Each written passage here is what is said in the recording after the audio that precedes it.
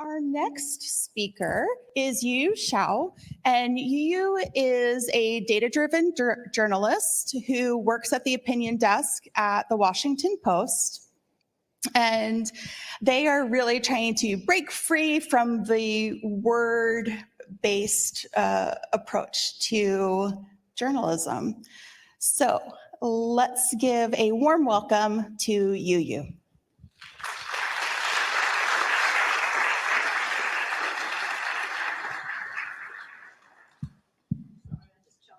That's okay. I love the excitement. For our virtual folks and in person, just a reminder, speak into the mic. Be loud and proud.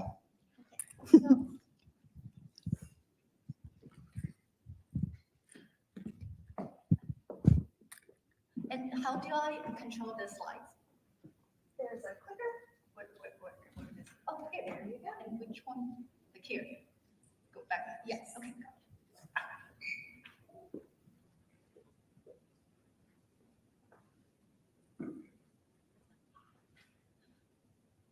Hello, everyone.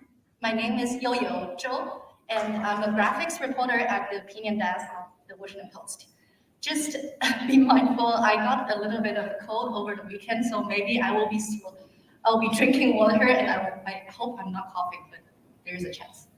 I'm here today to talk about how I do my work every day at the Washington Post Opinions, which is to make arguments with data visualization.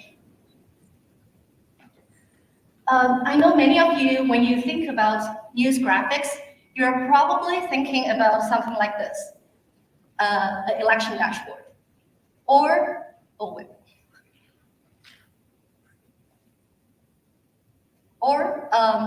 COVID tracker that tracks the death counts and the cases across the US and around the world.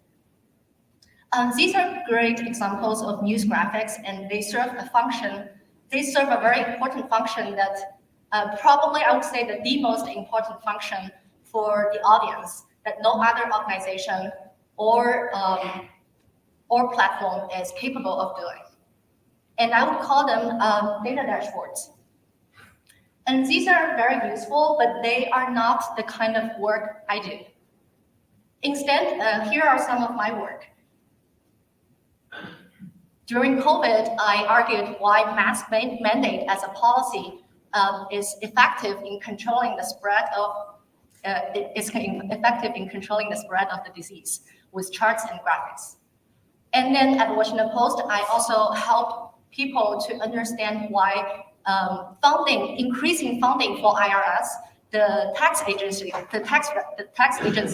is going to eventually save taxpayers money by increasing their capacity to audit the rich and increase the revenue for the agency and also taxpayers' money.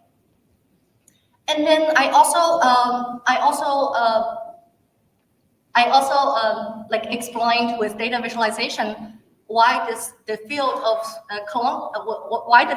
fossil science has a colonialism problem, by showing people that the fossil data in the global south are often collected and analyzed by researchers from the developed countries.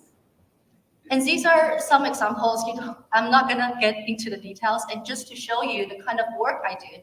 And different from data dashboard, the work I do, you can call them data storytelling, which is a pretty abused term if you're reading Nightingale. And more precisely, I would call them making arguments with data visualization.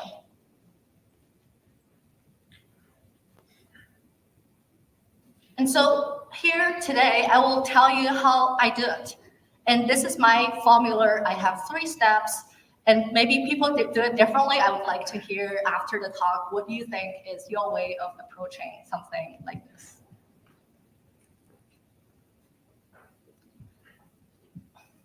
The first step is identifying the question.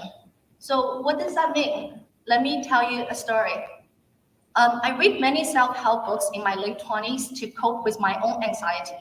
You know, these inspirational books that tell you the power of habits, your 20s as the defining decade. I read them with my friends, mostly women, Then one day I talked to a male colleague of mine about the books.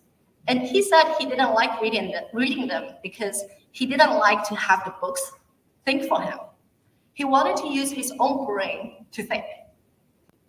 His comment stuck with me. I cannot stop thinking, is there a gender difference in self-help book readers? Are women more likely than men to read self-help books? Sorry, these are the self-help books I was looking at. And then I resort to data to help me answer the question. And you can see from this is like the most popular selling self-help books on the book review site, Goodreads.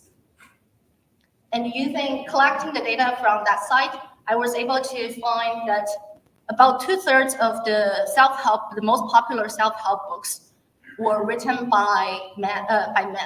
So the left side of the chart, the left rectangle shows about 30 books by women, and the right side says 58 books by men.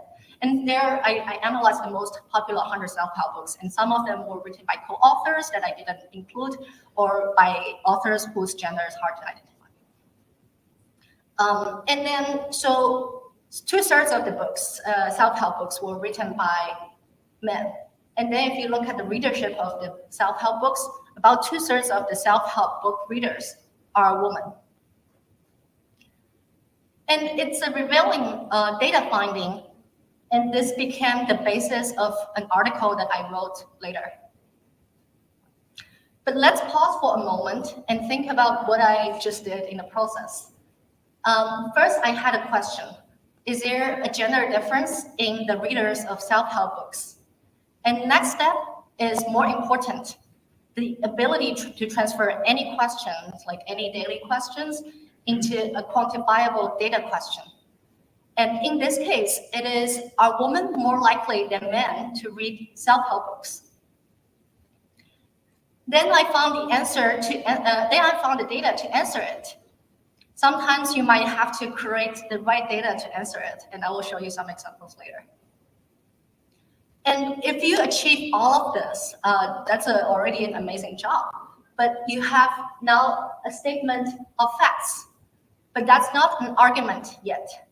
For that, you will need the second step in my formula, which is to write your takeaway. And I hope I was listening to Eli's talk earlier today, and this is exactly the opposite of the absurd approach. But sometimes people still consider me and other people as evil. So I will leave you the judgment. So what is writing your takeaway? I cannot stress the importance, like from my personal perspective, I cannot stress the importance of writing a takeaway enough, and how many people stop at the factual statement and skip this. You have shown the numbers, but that's not enough. A takeaway is your guidance to your readers how to read the data. So go back to our Goodreads story.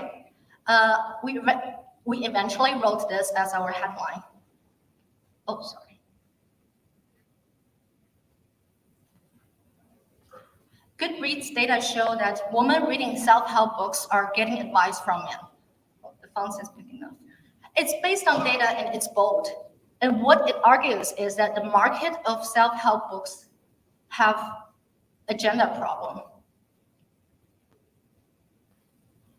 And then I will show you another example of writing the takeaway.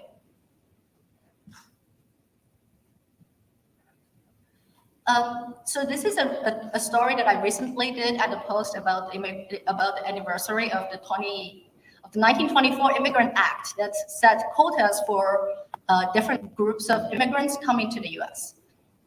And this is one of the charts in the story, two of the charts in the story. On the left side, because the types are small, let me repeat. On the left side, it shows foreign-born population in the US over time. And as you can see, the annotations show the restrictive immigration laws were often passed after the foreign-born population reached 15%. And we're now at this tipping point. And the chart on the right shows the share of non-white population in the US, which has been growing.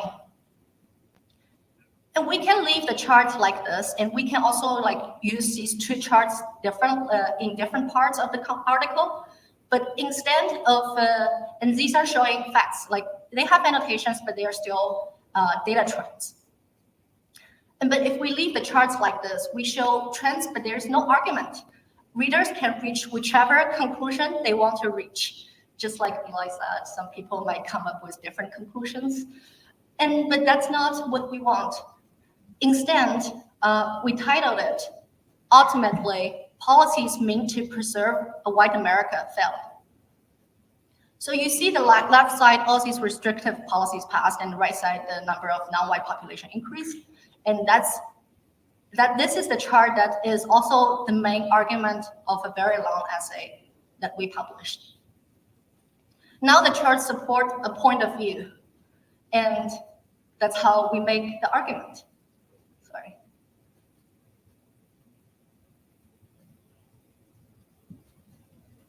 And what it argues is restrictive immigration laws did not and would not work. Well, this is another story. It's a much more fun one. And this is when I was dating in New York, like I also think a lot about who am I getting matched with? What are the races of people that I'm gonna date on the dating app? And I feel like I'm dating a lot of people that I don't meet in real life. And I like different people of different ethnicities and races. And then I also noticed that lots of my friends, my friends who are in interracial relationships, they're more likely to meet their partners through an online dating app. Intuitively, this makes sense. You meet people online who you otherwise would never have a connection in real life. I wonder if online dating is a catalyst for people to find a partner of a different race or ethnicity on a much bigger scale. And data back me up. Research showed that there is this amazing longitudinal data set called How Couples Meet and Stay Together that tracks the relationship of thousands of couples over time. Research using the data show that the couples who met online are more likely to be interracial and interethnic. And that's also the chart head. Once I made a chart in traditional news, I have a story, but that's not enough for opinion, which requires my own opinion.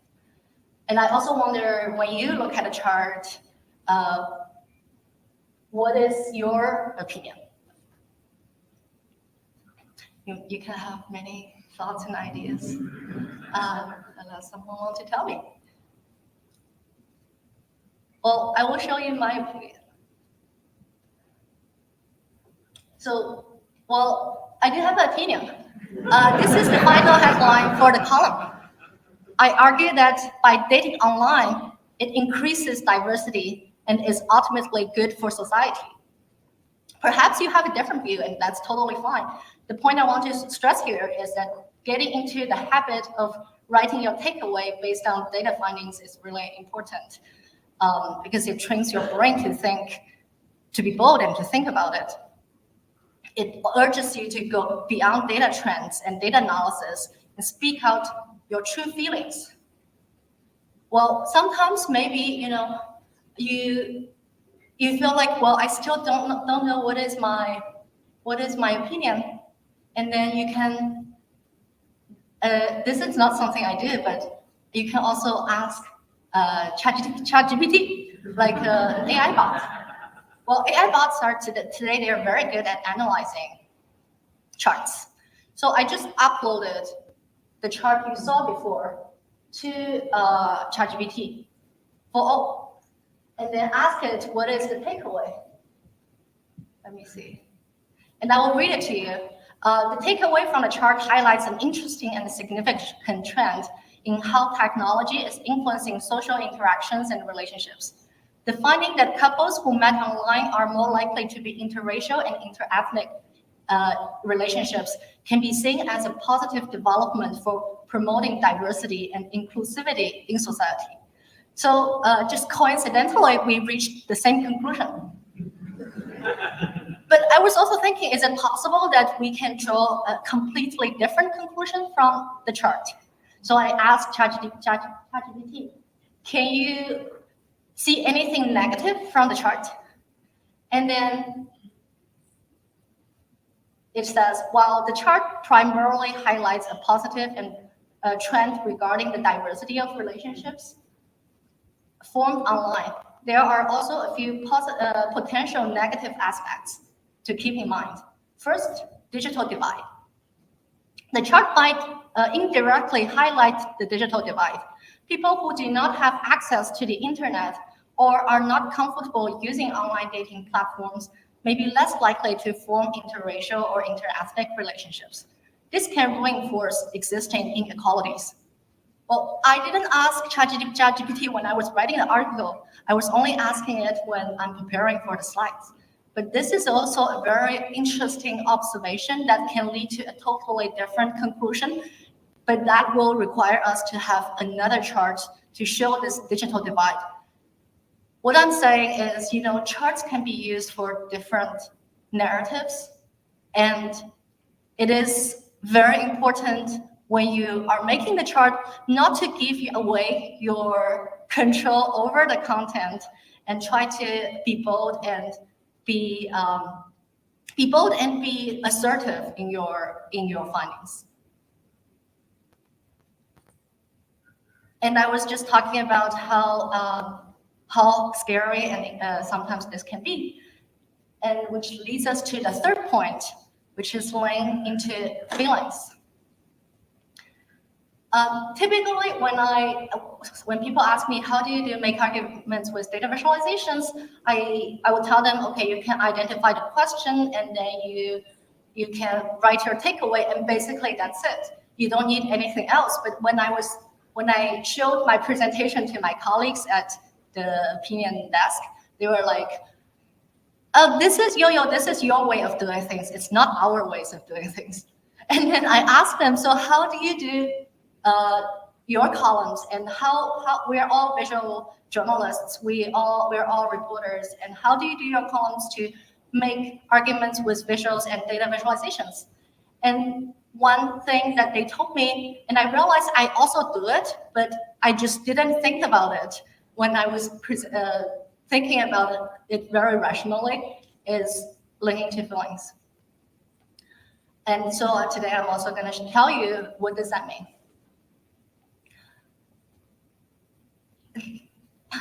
So when you link into your feelings, which and this can in turn evoke and provoke feelings of readers, this is when the arguments are most persuasive and effective.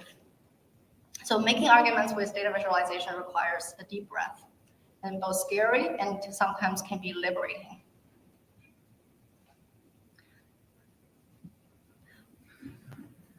Well, the headline says, are cows better represented in the Senate than people? And this is a column done by my colleague Sergio. And he writes illustrative columns and sometimes political commentaries. And in this column, he showed that the number of senators each state has is more in proportion to the population of cows than the population of people. And especially the small states like Wyoming, Idaho, and he has a point of view. Sorry. And so this is his. First, he has a question, and then he has the charts to show why this in proportion thing, and then he has a point of view, which is the outsized influence of low population states in the Senate became an issue every time Congress need to make a very important call, such as deciding if the president should keep his job. So the Senate is is different from the House, and these were decided by the Constitution, which was written a long time ago when the US only had 13 states on the East Coast. So, and these are populated states, they didn't count anything on the West or in the South. And so this argument makes sense, and he made it interesting and fun by using hand-drawn charts and cow illustrations and animated them. And he says,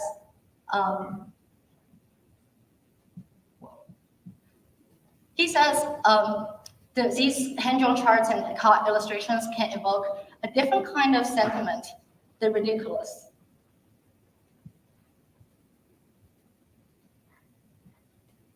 And then I will show you the other example, which is done by this is written pen by a columnist, Alyssa, and she tracked all her breastfeeding journey after giving birth every month, how much time she spent on breastfeeding, and how much money she spent buying all the supplies for breastfeeding.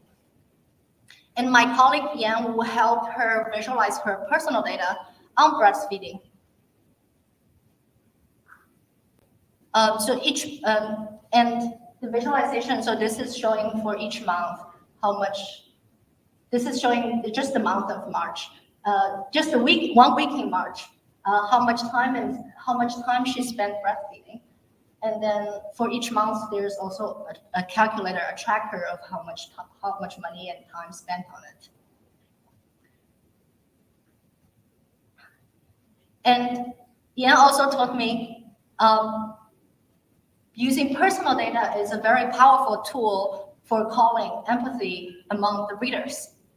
You're invoking the feelings of readers by making them empathize with you.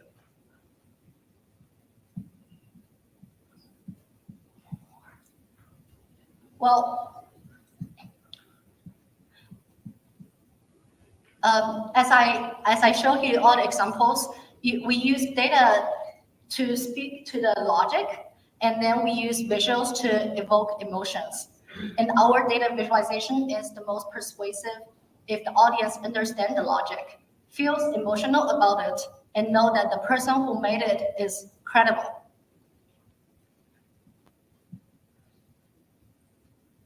And last, I would like to make a call for why making arguments with data visualizations. First, maybe you feel like you still have, as a data visualization practitioner, your job is not to make arguments, but to show data objectively. But I'm here to tell you there's no objective display of information. And ultimately, the power of data visualization lies in persuasion. Having worked first on the news side and then on the editorial side, I know how scary it is when I have to force myself to argue. It requires a different mindset and confidence that you can do it. But let me also tell you, you are the person who knows the best about the data. You are probably not more knowledgeable than you think you are. And sometimes when I see articles that come up with an explanatory data visualization, I always wonder, what is it trying to tell me? You're already halfway there. Step ahead and make the impact. Thank you.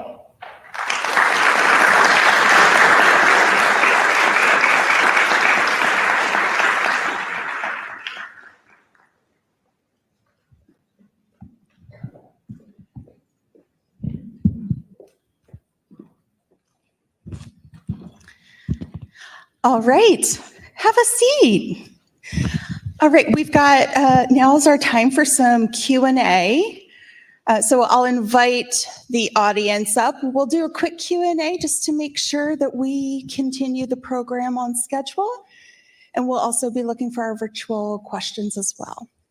Simran. Hi. Working on an opinion desk, I'm curious, do you ever get assigned to stories whose opinions you don't agree with? And what do you do when your job requires you to make arguments with data viz when you don't believe in the argument at all? Ooh. Thank you for the question.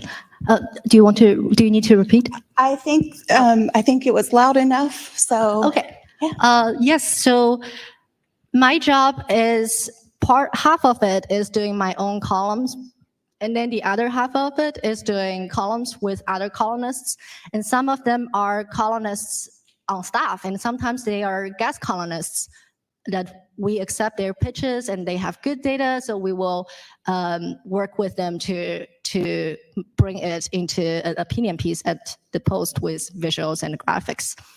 And I think lots of the times when, well, there are a few types. So if this is a columnist that I agree with, then we can do a co-byline. Sometimes it's a co-byline. And sometimes if it's a columnist that the opinion is something I do not agree with, then I don't have my name on it. So you will see the chart, but it doesn't have my name. And so I'm just doing the work as a technician to help make the charts support that person's argument, but you won't see my name. But if there's a byline, then that means I also endorse that argument. Thank you. Pierre, we have a question from our virtual audience. Yes, we have a question from Heather online. She says, since you write for an opinion section of a major newspaper, making arguments with data viz is an expectation.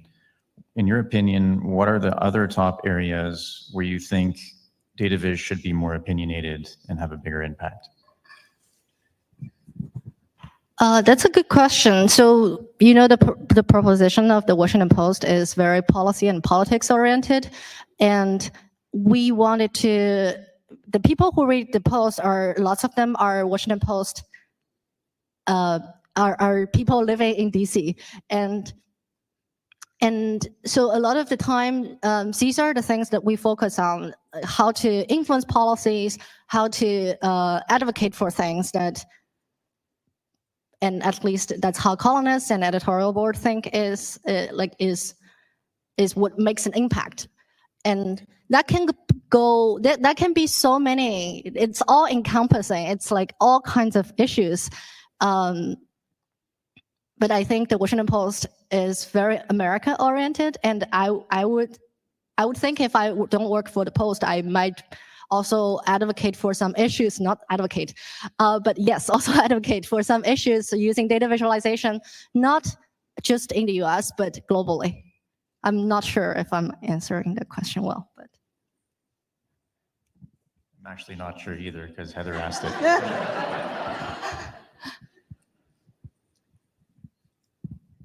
Please ask follow-up questions.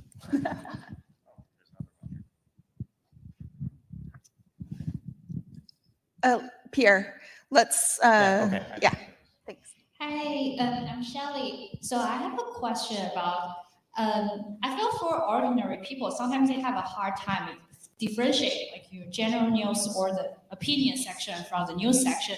And a lot of times when they assess like the bias of a news outlet, sometimes they rely heavily on the opinion section. Just curious, it's like if your full-time job is for opinion section, do you guys have sort of mechanism to see like when we make an argument, we try to be comprehensive, or we try to see whether we were biased in one way or another, or it's not a priority since we're just making whatever argument we feel and we want to tell in the story? Yes, thank you for the question.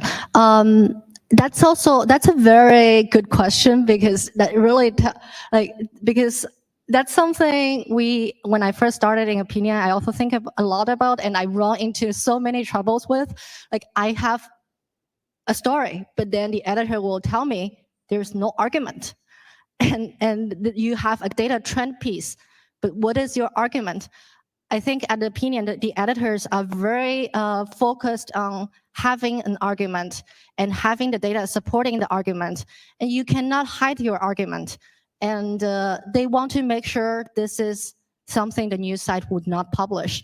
And usually the formula of doing it, but I think it's like a very rigid formula. There are so many ways of doing it. Is you have a problem, and then like the data shows the problem, then you have some solutions. I think opinion, you can also be very advocacy driven sometimes by presenting your solutions if you are a domain expert. Thank you. Pierre, oh, was there one last question? Okay. All right, there's a question from Corey.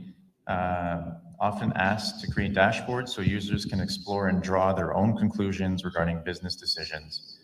and the conclusions are often, not in line with what the actual message is meant to be. And they're curious about how you might apply the principles that you've shown today to interactive visualizations. Thank you for the question. I don't know if, because I think the nature of the dashboard, which I think is also a very important part of data visualization, is to present the data in a comprehensive way. But then when you talk about interactive, there are so many things that can be interactive at the same time you are making an argument. So the interactivity can help you make an argument if it's done in a way that is helping you expand the narrative. And you've seen many things like this before, like using animations or interactivities. You instruct the reader what to look at, where to look at next. And so the graphics would unfold, and then you tell people where to click next and let them explore some, and then maybe like from a smaller picture to a bigger picture to a smaller picture. But it needs a more interactive, can help handholding and can help support the narrative. And on the other side, I think dashboard is very, is more like, it's very important, and it's more like a factual driven display of information. I just think it depends on the person. Some people who are, the other thing I was thinking is maybe dashboard is more likely to be automated, and people who make arguments are less likely to be automated, but that may not be true. That is one argument that you could make. All right, well, thank you so much. Really enjoyed your talk, everybody. Thank you, Youyou.